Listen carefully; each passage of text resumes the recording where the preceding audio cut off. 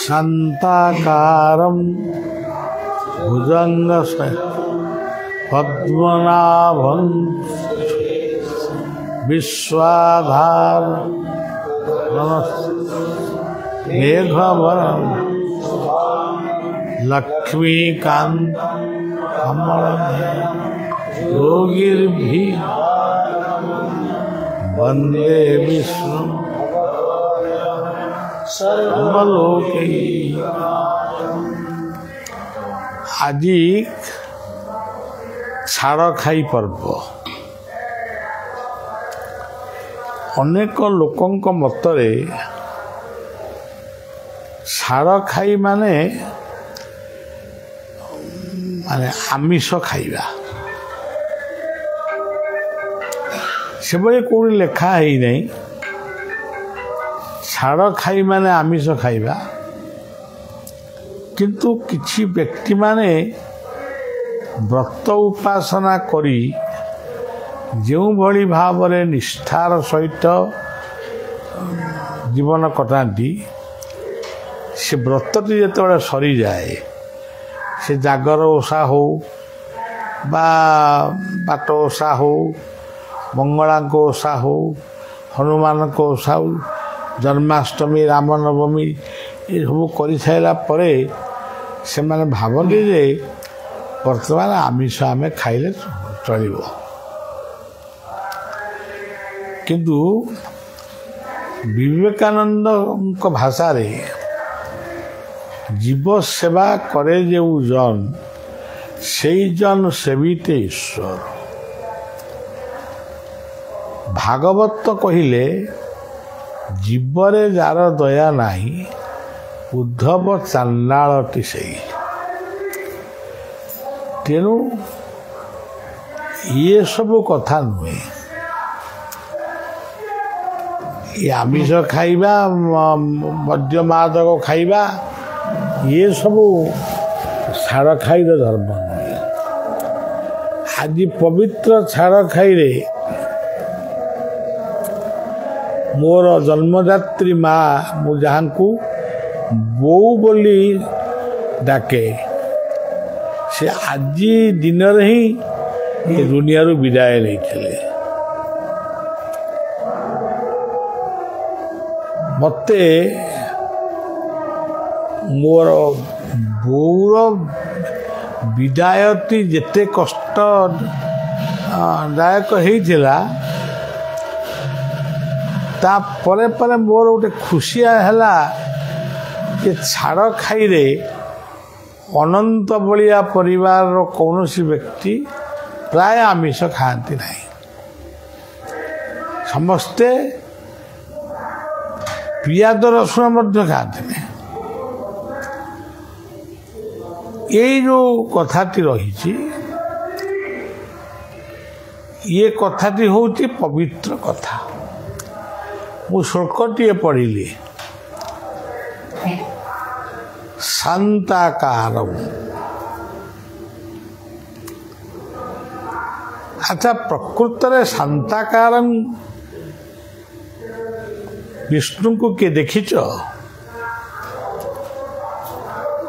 କିନ୍ତୁ ମୁଁ ଦେଖିଛି, ବଳିଆ ଦେଖିଛି।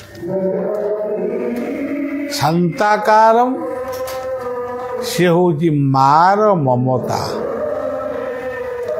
ଶାନ୍ତାକାରମ୍।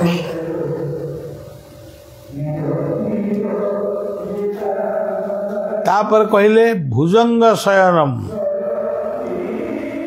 ସର୍ପର ଗର୍ଜନ କେତେ ଜଣ ଶୁଣିଛନ୍ତି? ବହୁତ କମ୍ ଲୋକ ଶୁଣିଛନ୍ତି। କିନ୍ତୁ ଭୁଜଙ୍ଗ ଶୟନମ୍, ସର୍ପ ଭଳି ଗର୍ଜନ କରନ୍ତି କିଏ? ମା ବେଳେ ବେଳେ ଗର୍ଜନ କରେ। କାହିଁକି ଏଭଳି ଭୁଲ କରୁଛୁ, ମୁଁ ବାପାଙ୍କୁ କହିଦେବି। ଆଉ ବେଳେବେଳେ ବାପା ଗର୍ଜନ କରନ୍ତି ସର୍ପ ଭଳି, କାହିଁକି ତୁ ଦୁଷ୍ଟ ହେଉଛୁ, କାହିଁକି ତୁ ଅଭଦ୍ର ହେଉଛୁ। ଭୁଜଙ୍ଗ ଶୟନମ୍ ପଦ୍ମନାଭଂ ସୁରେଶମ୍। ଯାହାଙ୍କର ନାଭି ପ୍ରଦେଶରେ ପଦ୍ମ ଯିଏ ଯାହାଙ୍କର ନାଭି ପଦ୍ମନାଭି, ସେ ପଦ୍ମନାଭ ଉପରେ ସୁରେଶ କହିଲେ ବ୍ରହ୍ମା ଅଛନ୍ତି। ଇଏ ହେଉଛି ଏକ କାଳ୍ପନିକ ଚିତ୍ର ହେଇପାରେ ବା କବିର ଚାତୁରୀ ହେଇପାରେ, କିନ୍ତୁ ମନେ ରଖିବାକୁ ପଡ଼ିବ ମାର ଗର୍ଭରେ ଯେତେବେଳେ ସନ୍ତାନଟି ଥାଏ,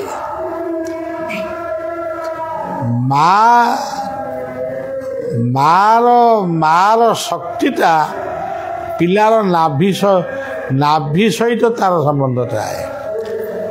ଇଏ ନାଭି ସହିତ ମାର ଶକ୍ତି, ଖାଦ୍ୟପେୟର ଶକ୍ତି ଏ ନାଭି ବାଟ ଦେଇ ଆସେ। ତେଣୁ ସେଇ ମାର ସେଇ ଖାଦ୍ୟ ଖାଇ ସେ କ'ଣ ମା ପେଟରେ ଯେତେବେଳେ ମାନେ ବଢ଼ୁଥିଲା, ସେ କ'ଣ ଖାଇବାକୁ ମାଗୁଥିଲା? ସେ କ'ଣ ଶୋଇବାକୁ କାନ୍ଦୁଥିଲା? ତାର ଖାଇବା ଶୋଇବାକୁ କେହି ଦେଖୁନଥିଲେ, ନାଭି ସହିତ ସମ୍ପର୍କ ଥିଲା। ସେଥିପାଇଁ ଛୁଆ ଜନ୍ମ ହେବା ପରେ ନାଭିଟା କଟା ହୁଏ। ଏ ନାଭି ଚକ୍ର ହେଉଛି ବ୍ରହ୍ମାଙ୍କର ଚକ୍ର। ଏବେ ବି ଆମର ତତ୍ତ୍ୱବିତ୍ ସାଧକମାନେ କହିଯାଇଛନ୍ତି, ନାଭି ଚକ୍ରରେ ବ୍ରହ୍ମା ସାବିତ୍ରୀଙ୍କୁ ଧ୍ୟାନ କର, ହୃଦୟ ଚକ୍ରରେ ଲକ୍ଷ୍ମୀ ନାରାୟଣଙ୍କୁ ଧ୍ୟାନ କର, କଣ୍ଠ ଚକ୍ରରେ ଶିବ ପାର୍ବତୀଙ୍କୁ ଧ୍ୟାନ କର। ଏବଂ ପଦ୍ମ କହିଲେ ଗୋଟେ ଜ୍ଞାନର ବିକଶିତ ଭାବନାକୁ ପଦ୍ମ ବୋଲି କୁହାଯାଇଛି। ସେ କେମିତିଆ ଭାବନା? ଯାହାଙ୍କର ମନ ପାଦ ପଦ୍ମରେ ସବୁବେଳେ ରହିଛି, ଖାଇଲା ବେଳେ ରହିଛି, ଶୋଇଲା ବେଳେ ରହିଛି, କାମ କଲା ବେଳେ ରହିଛି, ଯାହାଙ୍କର ମନର ଏକାଗ୍ରତା ଗୁରୁଙ୍କର ପାଦ ପଦ୍ମ, ଭଗବାନଙ୍କର ପାଦ ପଦ୍ମ। ଆମେ ଭଗବାନଙ୍କୁ ଦେଖିନୁ, ଗୁରୁଙ୍କୁ ଦେଖିଛୁ।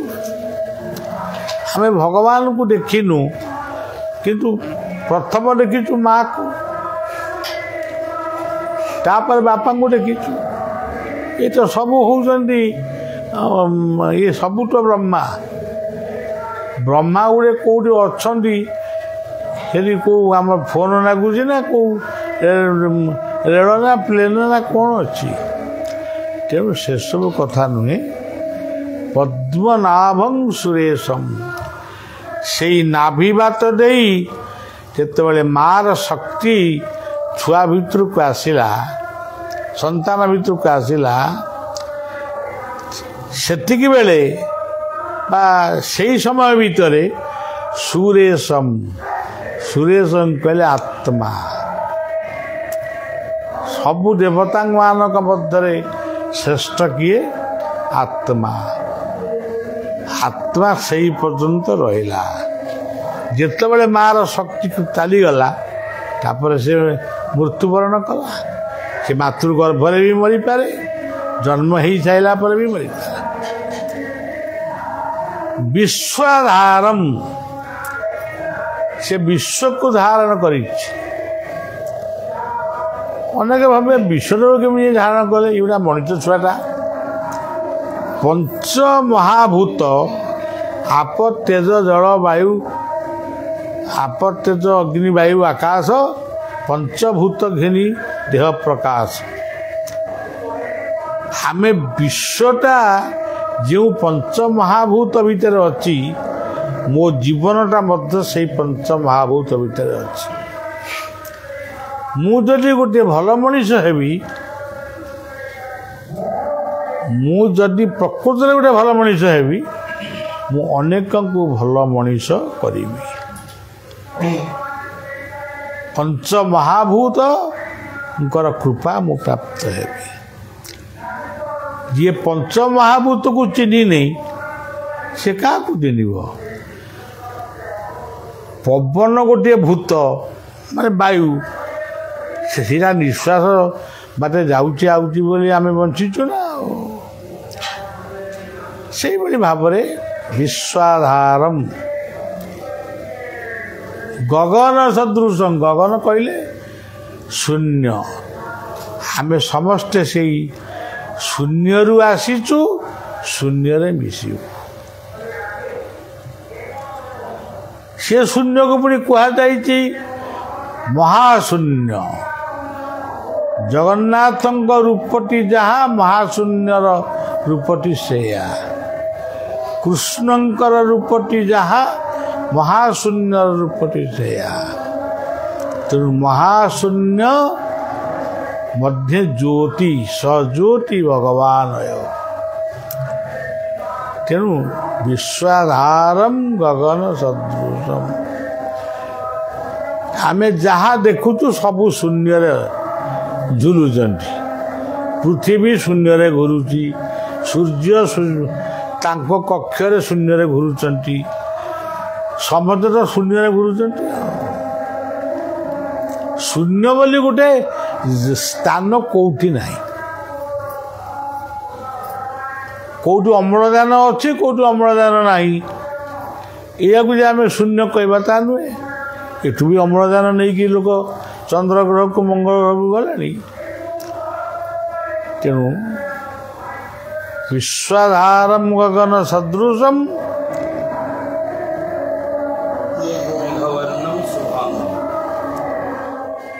ବିଶ୍ୱାଧାରମ୍ ଗଗନ ସଦୃଶମ୍ ମେଘ ବର୍ଣ୍ଣମ୍ ଶୁଭାଙ୍ଗମ୍।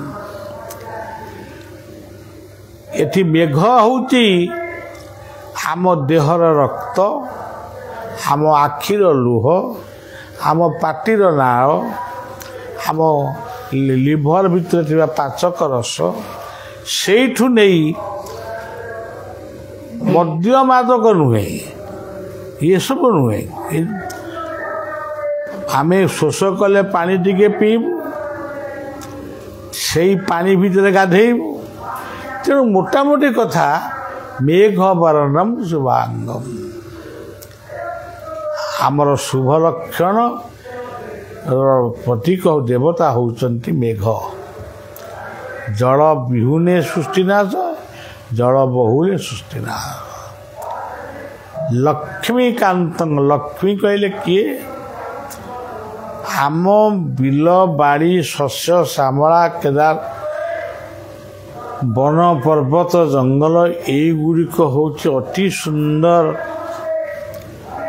ଲକ୍ଷ୍ମୀ ଇଏ ହେଉଛନ୍ତି ଲକ୍ଷ୍ମୀ, ବସୁଧା ହେଉଛନ୍ତି ସ୍ୱୟଂ ଲକ୍ଷ୍ମୀ।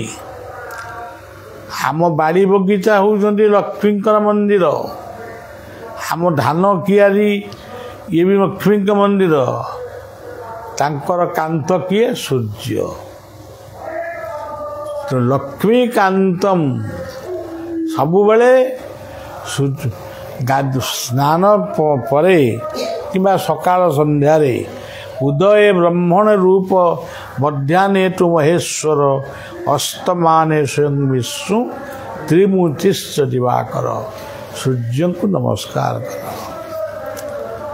ଲକ୍ଷ୍ମୀକାନ୍ତଂ କମଳନୟନମ୍ ଯୋଗୀର୍ବି ଧ୍ୟାନ ଗମ୍ୟଂ। ତାପରେ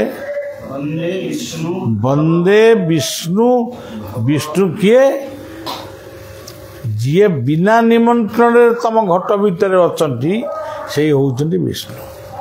ତଦ ବିଷ୍ଣୁ ପରମଂ ପଦ ସଦା ପଶ୍ୟନ୍ତି। ତେଣୁ ଆଉ ଥରେ କୁହ ସେ ସେଇ ମନ୍ତ୍ରଟା। संताकारं भुजगं शयनं पद्मनाभं सुरेशं विश्वधारं गगनसदृशं मेघवर्णं शुभांगं श्रीकान्तं कमलनयनं योगिध्यानगम्यं वन्दे विष्णु भवभयहरं सर्वलोकैकनाथं। ନିଜ ଭିତରେ ସେଇ ବିଷ୍ଣୁଙ୍କୁ ବା ଆତ୍ମଶକ୍ତିକୁ ବା ଗୁରୁ ଶକ୍ତିକୁ ଯଦି ପ୍ରକୃତରେ ଜାଣିପାରିବ, ତାହେଲେ ଭବସାଗରରୁ ଉଦ୍ଧାର ହେବ।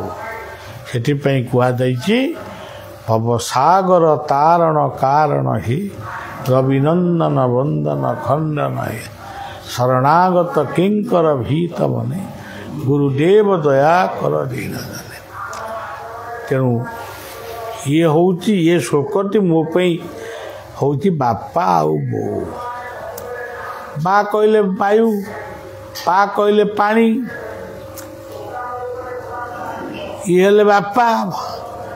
ବୋଉ ବୋଉ ବୋଲି ଯେଉଁ ଦୁଇଟି ଅକ୍ଷର ସେହିଟି ଓଙ୍କାର ବ୍ରହ୍ମ। ଓଙ୍କାର ବ୍ରହ୍ମ ହେଲେ ବୋ, ଉ ହେଲେ ଶକ୍ତି। ତେଣୁ ବାପା ବୋଉ ଇଏ ଦୁଇଟି ଶବ୍ଦ ମଧ୍ୟ ଆମ ସମସ୍ତଙ୍କ ପାଇଁ ଗୋଟିଏ ମହାନ ମନ୍ତ୍ର। ତେଣୁ ଆଜି ସେଇ ବୋଉ ବସନ୍ତ ଦେବୀଙ୍କର ଉତ୍ସବରେ ଅଗଣିତ ଭକ୍ତମାନଙ୍କର ସମାବେଶ ଏବଂ ସମସ୍ତଙ୍କ ଭିତରେ ଗୋଟେ ଗୁରୁ ଦର୍ଶନ, ଇଷ୍ଟ ଦର୍ଶନ ଏବଂ ବୋଉ ଉଦ୍ଦେଶ୍ୟରେ ହେଉଥିବା ନାମ କୀର୍ତ୍ତନ ଇତ୍ୟାଦି କରିବା, ଏଇଟା ହେଉଛି ଆମମାନଙ୍କର ସୌଭାଗ୍ୟର କଥା। ପୁଣି ପରବର୍ଷକୁ ଯଦି ଆମେ ଥିବା ପୁଣି ଆମେ ବୋଉର ଉତ୍ସବ ପାଳନ କରିବା। ପୁଣି ବଳିଆ ମୋ ବୋଉଙ୍କୁ ମୋ ବାପାଙ୍କୁ ଚିନ୍ତନ କରି ଇଏ ଜଗତରେ ଯେତେ ବାପା ମା ଅଛନ୍ତି ସମସ୍ତଙ୍କୁ ମୋ ବାପା ବୋଉଙ୍କ ସ୍ୱରୂପରେ ପ୍ରଣାମ ଜଣାଇ ରହୁଛି।